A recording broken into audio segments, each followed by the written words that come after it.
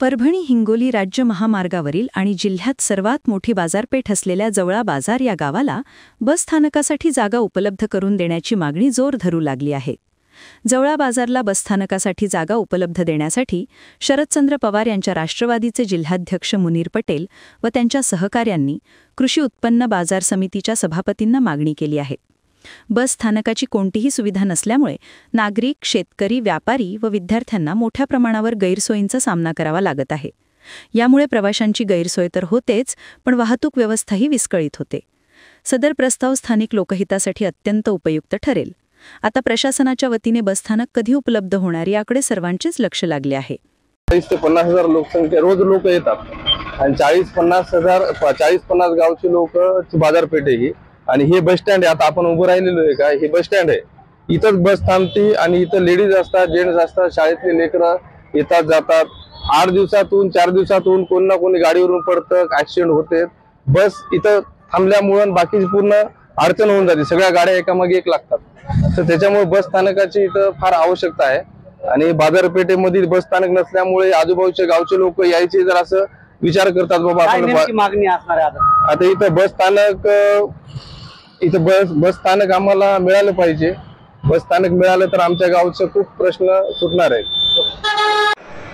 जवळा बाजार बस स्टँडसाठी आम्ही जागेची मागणी मार्केट कमिटी जवळा बाजारला केलेली आहे. कारण 20 ते 25,000 लोकसंख्येचं गाव जवळा बाजार आहे. परभणी हिंगोली राज्यमार्ग इथून गेलेला आहे. ज्यावेळेस राज्यमार्गाचं काम झालं आहे त्यावेळेस इथं जी बस थांबण्यासाठी जी जागा होती ती जागा नष्ट झाली, ती जागा पाडून टाकली.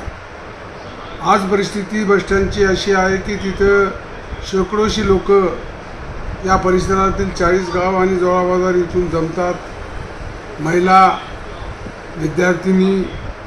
विद्यार्थी हे जास्त राहतात आणि यांच्या परेशान्या त्या बसस्टँडवर म्हणजे रस्त्यावरच असल्यामुळं, रोडवरच गाड्या उभं राहत असल्यामुळं परेशानी होती. तिथं लघवीची सोयसुद्धा नाही, म्हणून परेशानी या सर्व पॅसेंजरची जास्त आहे. जवळा बाजारला बसस्टँड करायचं म्हणजे 2-2 किलो 3-3 किलोमीटरपर्यंत जागा उपलब्ध नाही. म्हणून जवळा बाजार मार्केट कमिटी हे जे बसस्टँड गाड्या थांबतात त्याला लागून आहे आणि मार्केट कमिटीपाशी जागा मोठी रिकामी शिल्लक आहे.